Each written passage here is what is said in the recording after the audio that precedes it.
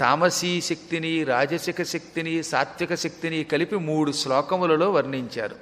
ఆ 3 శ్లోకములు భక్తి శ్రద్ధలతో రోజు జపం చేసినా, పారాయణ చేసినా, పారాయణ చేయలేకపోతే విన్నా, అటువంటి వాడికి ఈ 3 శక్తులు సమయమునకు ఏవి రావాలో వస్తాయి.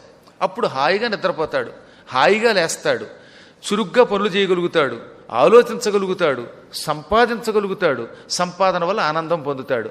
ఆ 3 శ్లోకములు కలిసినటువంటి ఒక ధ్యాన శ్లోకం దేవీ భాగవతంలో మహామహిమలో చెప్పారు. సృష్టౌ యా సర్గరూప జగదవన విధౌ పాలినీయాచ రౌద్రీ సంహారే చాపి యస్యా జగదిదమఖిలం క్రీడనం యా పరాఖ్యా పశ్యంతి మధ్యమాథో తదను భగవతి వైఖరీ వర్ణరూప సా అస్మద్వాచం ప్రసన్నా విధిహరిగిరిశారాధితాలంకరోతు. వ్యాసుల వారు అద్భుతమైన ఈ శ్లోకం రాశారు.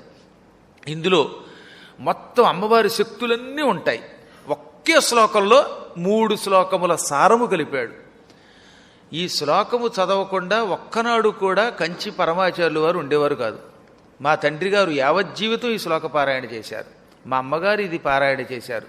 నేను మహాయోగులందరూ ఈ శ్లోకం పారాయణ చేయడం చూశాను. ఈ శ్లోకాన్ని వెళ్ళేలోపు మీకు అందేలా ఏర్పాటు చేస్తాను. ఈ శ్లోకాన్ని ఉదయం, మధ్యాహ్నం, సాయంత్రం చదువుకుంటే సుఖంగా నిద్రపోతారు. తిన్నది అరుగుతుంది. ఏ పని ఎప్పుడు ఎలా చేయగలుగుతారో అలా చేస్తారు. పనులు చేసేటప్పుడు ఏ విధమైన టెన్షన్లు ఉండవు.